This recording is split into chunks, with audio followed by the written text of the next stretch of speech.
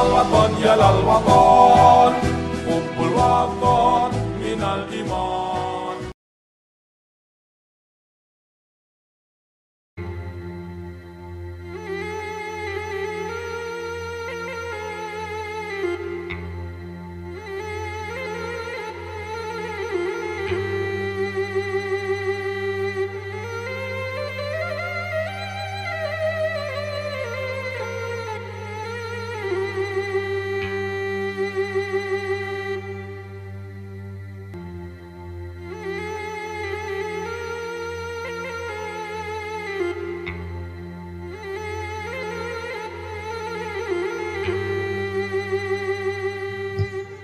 Siapa tahu kisah ini ada manfaatnya, karena kita itu pengen khidmah sama orang yang benar-benar ulama, yang benar-benar orang soleh, yang benar-benar kiai, yang benar-benar alim, biar masuk surganya nggak masuk surgaan. Karena kalau ngikut ulamanya ulama-ulamahan, nanti surganya surga ulama yang baru hafal 100 hadis, yang dikit-dikit kadang-kadang bid'ah, khurafat, musyrik, khawatirnya jadi salah ngikutin. Hadratus Syekh itu adalah orang alim al-alamah, banyak orang yang mengatakan waliullah, bahkan hafal kutubus sittah, hafal ihya, dan banyak lagi kitab-kitab yang lainnya. Saya petik aja dari makalahnya Habib Al-Hafidh ketika di Cirebon ngomongin zikir, mudah-mudahan rempetnya kepada hikmah. Zikir anggap aja yang paling Abdul dzikri fa'lam annahu la ilaha illallah Muhammadur Rasulullah. Ini mohon maaf, ini mah karena ngomongin seberapa kasih spirit, ngomongnya kemana kayak gitu ya, tapi ujung-ujungnya siapa tahu tentang hikmah. Itu orang yang baca zikir la ilaha illallah, bisa jadi gurunya sama, bisa jadi bacaannya sama, jumlahnya sama, dari ijazah yang sama, tapi tergantung siapa yang baca. Kalau yang bacanya hatinya bersih, niatnya bagus, tauhidnya cakep, maka itu bacaan zikir la ilaha illallah seperti sebutir benih ditanam di tempat yang subur. Kira-kira tumbuh nggak tuh?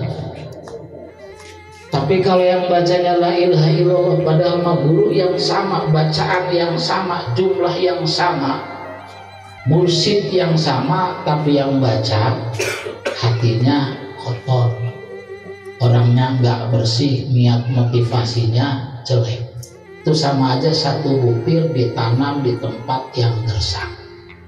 Kira-kira mati apa tumbuh tuh? Mati.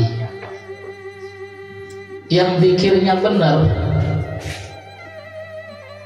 tumbuh, dan tidak cuma tumbuh tapi disiram dengan amal soleh dan ibadah.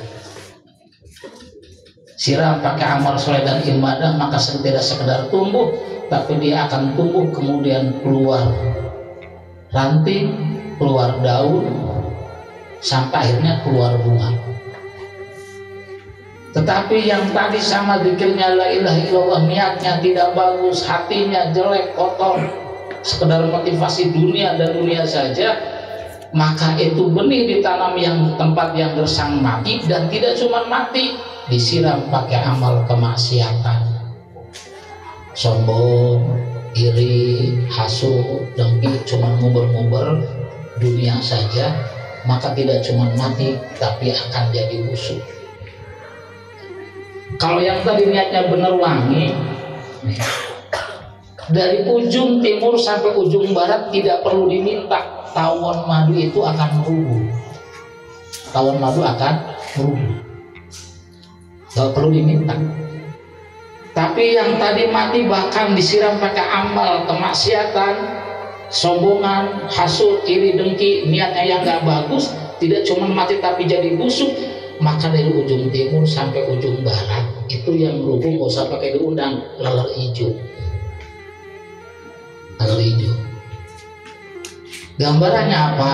Kalau tawon madu itu gambaran malaikat. Kalau laler hijau itu gambaran jin setan. Itu kalau sudah begitu itu tawon madu merubung menghadap ke Allah Subhanahu wa taala, padahal Allah menciptakan malaikat itu untuk bertasbih sejak diciptakan. Sumber tasbih, ada yang tasbih aja, ada yang sujud ada yang ruku saja, luar biasa, belum pernah sekedip pun maksiat kepada Allah. Tetapi ada yang lebih mulia daripada sekedar bertasbih, daripada sekedar zikir, daripada sekedar sujud, daripada sekedar ruku. Khidmah sama orang yang bersih, yang soleh, yang tauhidnya benar. Maka malaikat menghadap kepada Allah Subhanahu wa taala, ya Rabb, perkenankanlah kami khidmah sama orang yang ahli zikir, yang soleh, yang hatinya bersih, yang niatnya bagus. Cuman apa kata Allah? Wahai para malaikat, dia mah yang dipengenin bukan kalian, bukan pengen khodam malaikat, apalagi jin, apalagi macan gitu. Yang dipengenin cuman saya, entah maksudi warido kamaklubi. Itu malaikat malah udah luar biasa, makhluk yang suci, yang selama diciptakan sampai kelak yaumul kiamah ngabdi, yang bertasbih, yang sujud, yang ruku. Tapi ada yang lebih mulia, yaitu khidmah sama orang soleh, sehingga nawarin diri pengen khidmah sama orang yang ahli pikir, yang soleh, yang hatinya bersih. Tetapi kata Allah, malaikat itu yang diharapin bukan kalian, tapi aku. Akhirnya ngadep lagi, ya Rabb, kalau begitu perkenankanlah kami khidmah sama anaknya. Anaknya sama, kalau sudah alim, kalau sudah ahli tauhid, hatinya bersih, niatnya cakep, sama anaknya juga yang dipenginin bukan kalian para malaikat, tetapi yang dipenginin saya. Akhirnya ngadep lagi, ya Rabb, kalau begitu perkenankanlah kami khidmah kepada cucunya. Ini kalau cucunya masih anak-anak, belum mengerti apa-apa, itu baru minimal yang jagain para malaikatnya Allah. Kalau niatnya kita mau pikir apa saja, khidmah apa saja, asalkan niatnya benar, motivasinya cakep, insya Allah seanak cucunya dijaga oleh Allah Subhanahu wa taala. Minimal malaikatnya Allah. Itu tadi malaikat sampai yang diciptakan bagus malah nawarin diri pengen khidmah, karena ternyata khidmah terhadap orang soleh, orang alim yang hatinya bersih itu lebih afdol daripada sekedar berpikir bertasbih kepada Allah. Nah kita ini mohon maaf, mungkin kan banyak yang rajin ngaji, rajin mikir, rajin tahajud, ada cara lain juga yang bagus. Yuk kita khidmah sama orang alim, orang soleh, tapi orang alimnya jangan sekedar alim-aliman, solehnya sekedar soleh-soleh, tetapi khidmah sama orang yang benar-benar alim al-alam, bahkan Hadratus Syekh yang diakui oleh dunia kesolehannya, kealimannya, bahkan kewalian. Maka dari itu nanti kalau khidmah niatnya salah, tadi yang datang siapa, merubung dari ujung timur sampai ujung barat, siapa tuh? Laler hijau. Laler hijau tuh gambarannya adalah jin. Emang bisa jadi doanya mustajabah, karena Allah mah mau minta apapun diijabah, mau salah mau benar, orang iblis aja berdoa diijabah. Kalau ada kiai kalah sama dukun, emang kiainya tukang tidur mulu, dukunnya yang banyakin doa. Ya iya, dukunnya yang menang, karena Allah mengijabah, dukun diijabah, jin, setan doa diijabah, iblis minta sama Allah diijabah. Tapi kayaknya cuma tukang ngomong, tidur mulu, ya wajar kalau kalah sama dukun. Itu gitu. Cuman bedanya ya berarti salah, dosa, berarti ada neraka. Cuman gini, ini mah dikit lagi. Saya mah jarang lama. Nanti kalau itu yang khodam-khodam tadi begitu, yang jelek-jelek itu, maka niatnya bisa jadi khidmah ke NU. Kalau ternyata NU itu udah soleh, udah bagus, Makanya salah besar kalau ada orang yang masuk NU pengen ngebenerin NU, salah besar. Kita masuk NU itu supaya jadi benar lewat NU. Itu kalau ada orang pengen ngebenerin NU sombong itu. Sama aja ada orang ngaji hadis pengen ngebenerin hadis, belagu amat deh. Kita ngaji hadis pengen jadi benar lewat ngaji hadis. Kita ngaji Al-Quran supaya jadi orang benar lewat memahami Al-Quran. Tapi kalau orang pengen ngebenerin Quran, kebangetan. NU itu yang memberikan fondasi dasar-dasar orang-orang luar biasa. Hadratus Syekh Ki Hasyim Asy'ari, Ki Khalil, dan lain kesininya terus. Orang alim-alim, puluhan ribu ulama di dalamnya. Jadi kita pondok aren jangan dikit-dikit cuman gara-gara di medsos langsung nyalah-nyalahin. Mendingan nanya supaya banyak silaturahimnya. Ranting boleh, mohon maaf ini mah pede-pede aja. Kali-kali nanti nanya ke MBC nggak bisa, nanya ke PC. Ada Ki Jamil. iya. Nanti PC nggak bisa naik, nanya ke wilayah. Jangan gara-gara nonton TV, gara-gara di WA ikut-ikut kayak teman-teman kita ikut menghujat, mencaci, memaki. Padahal di dalam NU itu ribuan ulama tidak pada macam-macam karena mereka tahu. Sering tabayun dulu, jangan cuma gara-gara malah kadang dari medsos grup sebelah jadi panduan. Iya, mestinya nanyanya cobalah. Silakan. Insya Allah banyak kisah-kisah, termasuk alhamdulillah sekedar saja di saya harus bernikmah dengan Gus Dur dari zaman dulu sampai sekarang saya husnudon, dan banyak sekali permasalahan-permasalahan yang nyeleneh dapat jawaban dari ulama-ulama khas. Ketemu aja asalkan niatnya kita benar. Dari mulai SD-SB halal, PBNU minta sumbangannya sebenarnya apa, ada jawabannya. Dari mulai apa lagi Ajinomoto halal padahal mengandung lemak babi, apa alasannya, ada jawabannya. Sengaja banyak hal, termasuk Al-Quran dianggap paling porno, ada jawabannya. Contoh mamanya kayak dikit aja, dapat dari mana? Saya mamanya SD-SB halal, saya dapat jawaban dari Kidimnya di Rais Kalimun Kendar. Masih hidup sesepuh Jawa Tengah yang bisa bahasa lebih dari 28 negara, padahal cuma pesantren dan banyak mengislamkan pastor. Ternyata apa? Ketika saya ketemu beliau, bukan begitu. Kenapa? Sebab zaman dulu, mohon maaf, Ittihadul Mubalik belum cakep, kompak ceramah kemana-mana, tetapi beriman belum sampai ke dunia. Akhirnya beliau Gus Dur itu begitulah caranya, politiknya mah ngadepnya ngolon, jalannya ngetan gitu. Tapi ketemu SD-SB halal, PBNU pengen minta dananya, itu kiai dari pusat sampai kampung ngamuk semua. Baca lagi kitab, akhirnya pada ngaji lagi. Kiai-kiai yang udah jarang baca kitab jadi buka kitab lagi, dalilnya tetap haram. Akhirnya tetap aja dipertahankan sampai lama-kelamaan kiai-kiai dari kampung sampai kota marah, begitu marah seluruh kios SD-SP dibakar. Setelah dibakar baru tepuk tangan.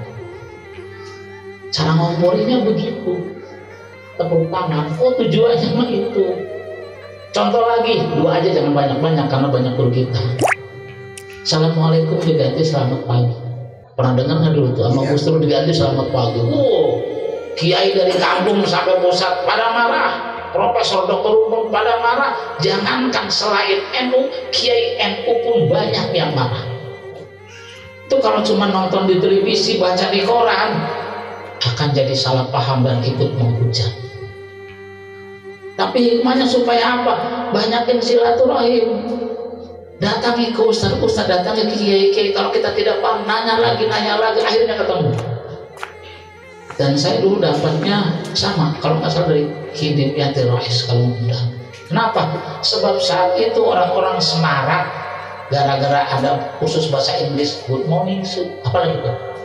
Ya begitu. Assalamualaikum. Jangankan di kampung, pesantren pun santri dengan santri kalau ketemu nggak pakai salam. Apalagi sekarang, halo bro, tuh bro apa gitu ya. Pesantren saja sudah kritis dengan assalamualaikum kalau ketemu teman. Dulu sempat parah, yang ada cuman selamat pagi, good morning, sudah macam-macam. Akhirnya apa? Gus Dur caranya apa? Assalamualaikum ganti selamat pagi. Marah semua kiai NU juga pada marah, dari kampung sampai kota, buka kitab lagi, buka hadisnya, buka fikihnya, ujungnya sama pendekatan biar assalamualaikum ditegakkan. Akhirnya apa? Kiai memberikan doktrin ke santrinya masing-masing, termasuk kiai kampung. Setelah semarak baru Gus Dur tepuk tangan. Tuh caranya begitu. Nah inilah hikmahnya kalau mamanya, yuk kalau ada apa-apa jangan tergantung medsos. Silakan Kiai. Iya. Iya. Ini di depan ini yang sepuh-sepuh. Tuh Kiai. Iya, ini mah cuma suruh ngasih spirit aja. Ya, itu aja. Jadi ya, ini maksudnya ini kita jangan gampang, jangan mudah percaya dengan medsos yang bukan dari kita. Boleh baca gitu. Tuh Kiai zaman. Iya. Jadi jangan. Jadi maksudnya itu satu untuk Pondok Aren, karena saya juga suka baca di medsos itu. Teman-teman kita kayaknya terpengaruh dengan medsos tetangga yang lain, bukan mengangkat pelatihan, justru mengkritisi yang alasannya tidak jelas. Akhirnya ya tengah-tengah. Tapi kembali yang pertama adalah sebagai spirit, yuk kita khidmah sama orang yang benar, sama ulama yang benar. Ternyata salah satunya kata Habibul Hafid, khidmah terhadap orang soleh itu bisa lebih afdol daripada sekedar berzikir, bertasbih, rukuk dan sujud. Nah kita pengen husnul khatimah, pengen jadi orang baik, kalau usaha sendiri kayaknya susah, berat. Makanya kita bikin ta'aluk, bikin hubungan. Paling tidak kata Nabi, man ahabba sya'ba anta Muhammad ahbabta yaumil qiyamah. Kelak engkau bersama dengan orang-orang yang kau cintai di yaumil qiyamah. Dan saya yakin Hadratus Syekh itu orang alim, kopi Khalil luar biasa. Dan kita pengen kelak bersama-sama mereka, pada akhirnya juga bersama dengan Nabi kita Muhammad Sallallahu Alaihi Wasallam. Ini saja, mohon maaf kalau saya lancang, orang muda sok belagu ngomong. Wallahu muwaffiq ila aqwamit thoriq. Assalamualaikum warahmatullahi wabarakatuh. Aja suka ada, termasuk saya tadi ketemu orang ada yang suka peci saya, diminta peci saya, silakan kalau memang gua senang tak kasih, saya kasih dan dia dibeliin lagi, gua coba Ustaz, ayo wes dibelikan, terus mintanya nomor berapa. Jadi ternyata senang sama pecinya, nggak tahu saya cakep padahal murah banget. Tapi paling tidak orang Pondok Aren ada yang senang sama pecinya. Alhamdulillah itu artinya sudah saya semangat, dan saya sebenarnya sudah bicara dengan beberapa pengurus untuk mencoba mendorong koinisasi. Ya, alhamdulillah di rumah saya sudah ada yang masuk, sudah ada. Cuman kalau ngisi koin itu kayaknya nggak enak benar. Kedengeran. Itu nanti di pojoknya. Iya, dikasih space nanti. Kemarin ada dua nanti. Kantornya dua Kemarin. Dua. Ada Taman Timur. Surya sama depannya. Oh iya. Pelangnya dua. Luar biasa ini. Pelangnya dua.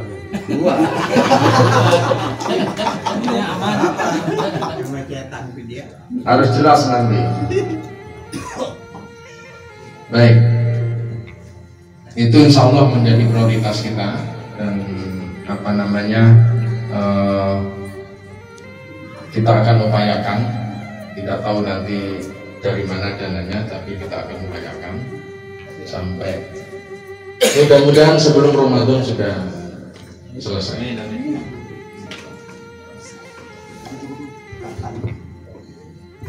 Kartanu. Ya, ini Kartanu. Nah, Kartanu ini nanti tidak sekedar kartu identitas warga NU, tetapi ini nanti menjadi semacam kartu serbaguna, menjadi kartu anggota koperasi NU, karena nanti kita di tingkat PC Kota Tangerang Selatan kita akan membuat koperasi Buminu Kota Tangerang Selatan, koperasi badan usaha milik Nahdlatul Ulama Kota Tangerang Selatan. Nah, ini nanti setelah lembaga sudah terbentuk, karena sekarang sedang proses penyusunan lembaga, salah satunya adalah lembaga perekonomian NU sedang kita susun.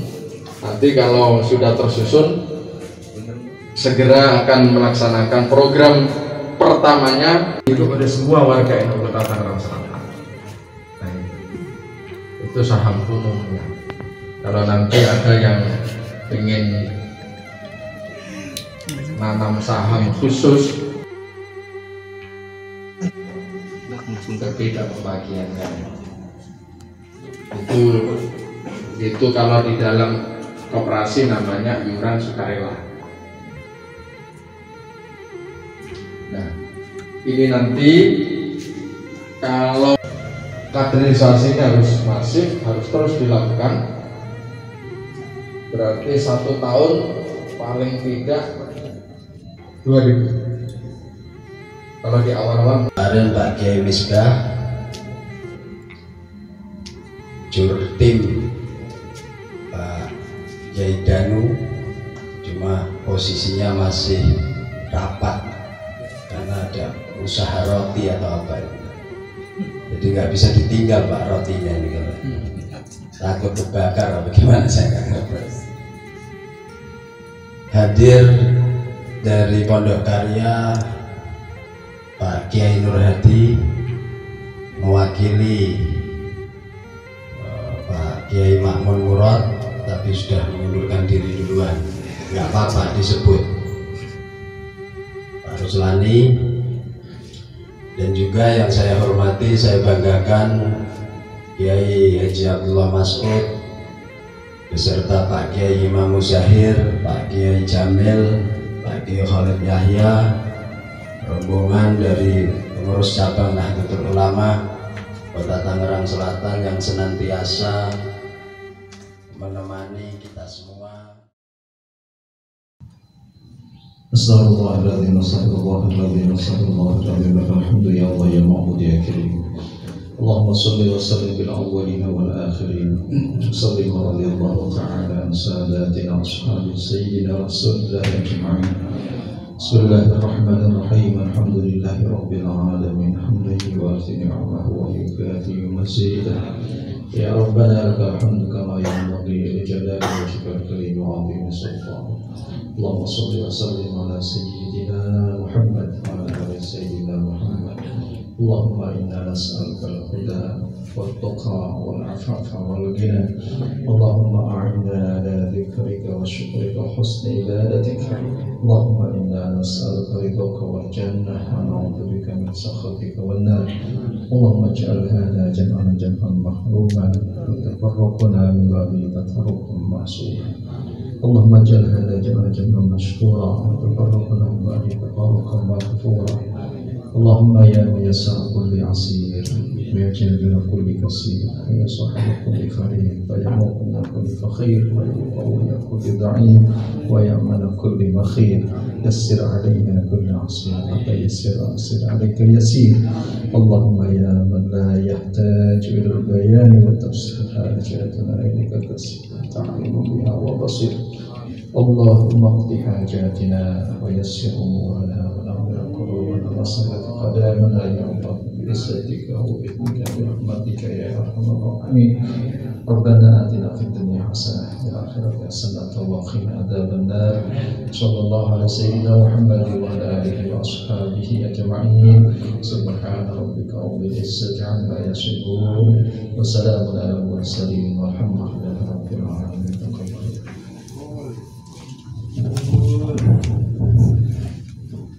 مقاصدنا اللهم يا الله يا من لا يحتاج إلى البيان والتفسير من الدعاء والإجابة استجب دعانا يا الله كما وعدتنا إنك لا تخلف الميعاد. دعواهم بها سبحانك اللهم وتحيتهم بها سلام وآخر دعواهم أن الحمد لله رب العالمين. Terima kasih Ki Samudya. Demikian demi acara telah selesai. Saya sebagai pengarah acara mohon maaf apabila ada kekurangan. Wallahul muwaffiq ila aqwamit thoriq. Assalamualaikum warahmatullahi wabarakatuh.